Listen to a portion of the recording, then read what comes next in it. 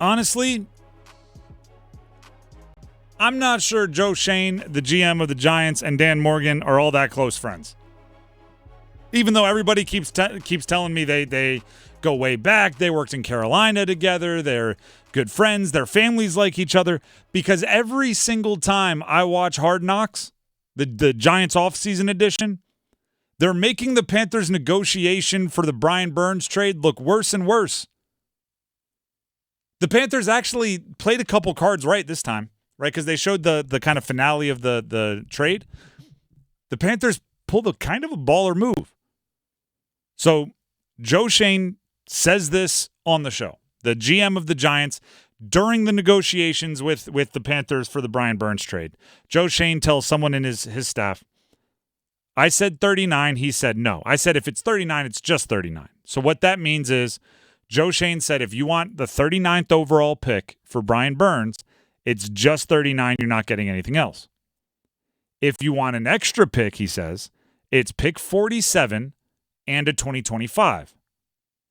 Dan said he's waiting on the owner. So to explain what that means, they did a little negotiation, right?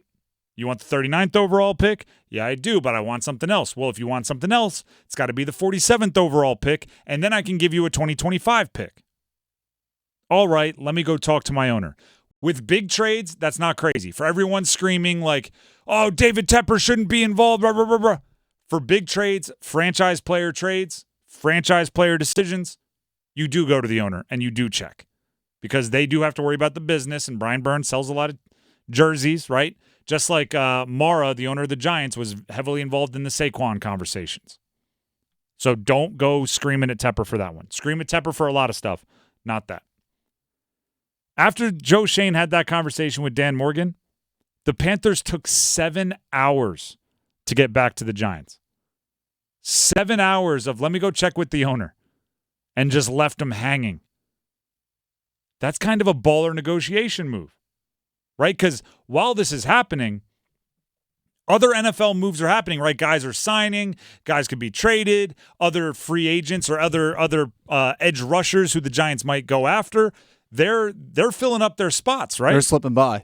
So the Giants now are making the decision, do we wait and put all of our eggs in this Brian Burns basket, or do we go solve our edge rusher needs elsewhere?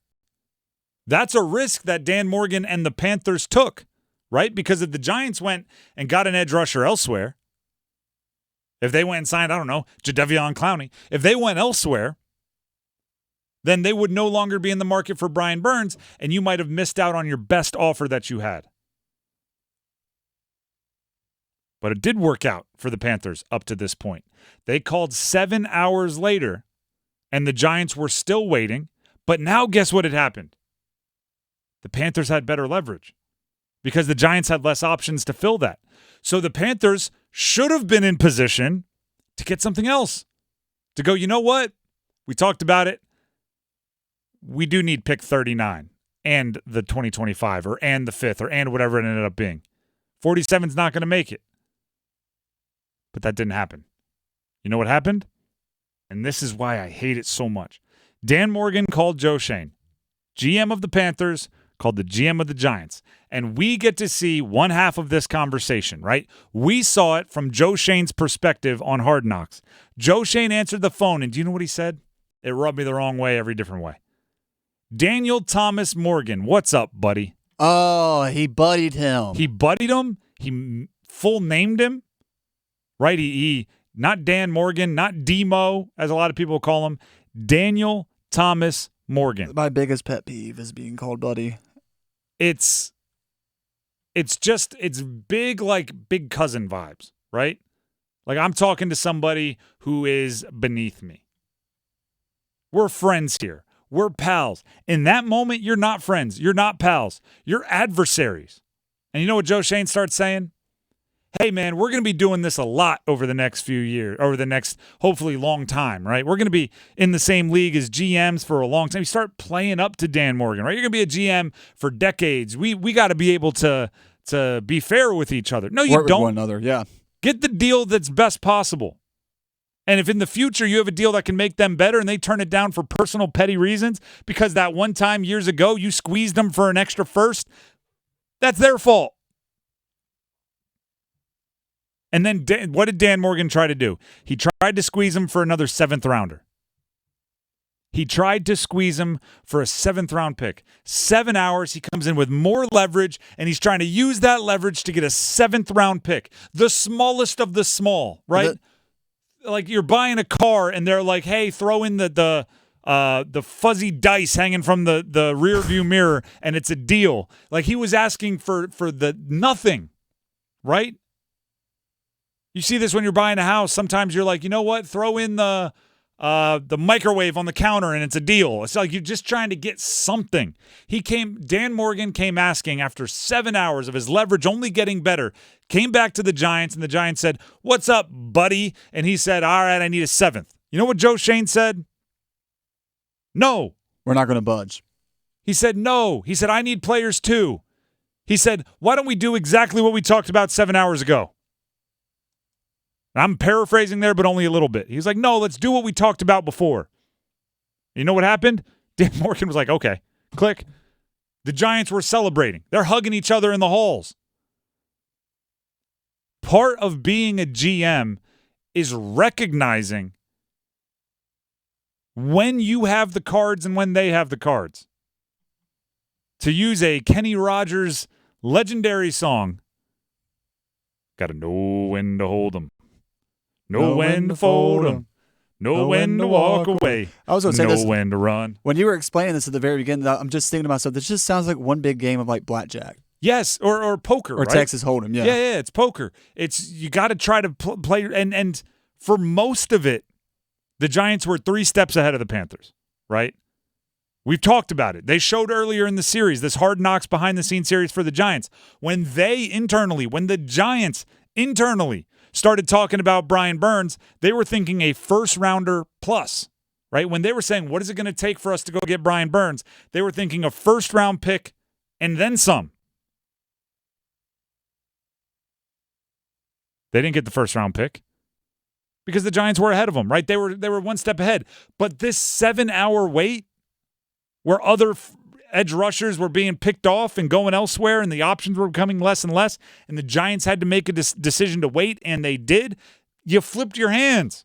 You had the leverage for a second. And I'm not saying you were going to go like, be all Johnny Strongarm and say, hey, now, based from this morning till now, you got to give me Malik Neighbors. Like, I'm not saying that.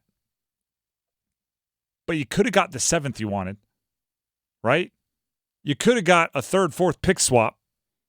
You could have got something. And in the NFL, anytime you have leverage, anytime you have something that can turn into a value, you have to cash that in. What did Al Pacino say in Any Given Sunday? It's a game of inches, gentlemen. It's about who's willing to fight and claw for that inch. The Panthers had more than an inch, right? They had a legitimate advantage that they just let pass down the way because Joe Shane called him Daniel Thomas Morgan and called him Buddy and just bullied him at the end. Like, you go watch the episode. You see Joe Shane nervous. He was vulnerable. He was worrying about what was going to happen if this Brian Burns trade didn't get done. And the moment you sense that, you have to pounce. You have to be cutthroat, cold-blooded. I don't care if he's your friend. He's terrified that this deal won't get done. How much is that terror worth to him?